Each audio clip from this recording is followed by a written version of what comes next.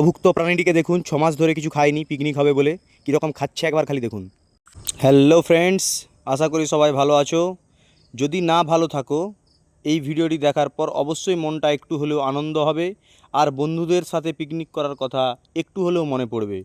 তো এরকম পিকনিক আশা করি কেউ সচরাচর করেনি, আমরাই প্রথমবার ট্রাই করলাম। কারণ আমরা হচ্ছি প্রো প্রো প্রো। তো কলা পাতায় পিকনিক কেউ খায়নি আজ পর্যন্ত। এই অভুক্ত প্রাণীটিকে দেখুন, 6 মাস ধরে কিছু খায়নি, পিকনিক হবে বলে কীরকম খাচ্ছে একবার খালি দেখুন। কেমন লাগছে? এই অভুক্ত প্রাণীটিকে দেখুন, 6 মাস ধরে কিছু খায়নি, পিকনিক হবে বলে কীরকম খাচ্ছে একবার খালি দেখুন। কেমন লাগছে? দারুণ দারুণ, খুব সুন্দর হয়েছে। সেই স্বাদ। সবাই মিলে মজা করে পিকনিক করার আনন্দই একটা আলাদা। এরপরে সবার নিজ নিজ বক্তব্য শুনতে পাবেন এই পিকনিক সম্পর্কে। ভিডিওটি দেখতে থাকুন।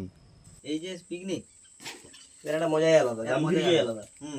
মানে এটা একটা ইউনিক, কিন্তু মানে কলা পাতার ব্যাপারটা এটা কিন্তু সত্যি ইউনিক লাগছে। মানে ঘরে তো খাওয়া হয় আমাদের, বাদ দাও, কিন্তু এই পিকনিকে এই প্রথম কলা পাতার খাওয়া হচ্ছে। আমাদের কোথাও পিকনিকে এরকম কলা পাতার খাওয়া হয়নি। বড় মাঠেও যতবার হয়েছে ওই পাতা থালা কিনেই খাওয়া হয়েছে। আজকের এই দুপুরের যে পিকনিক, এই যে মাংস রান্না করেছে এবং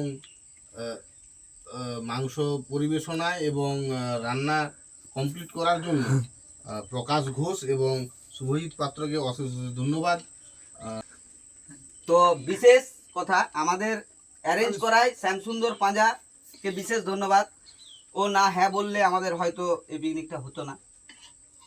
না, এরকম কোনো ব্যাপার ছিল না যে আমি হ্যাঁ না বললে।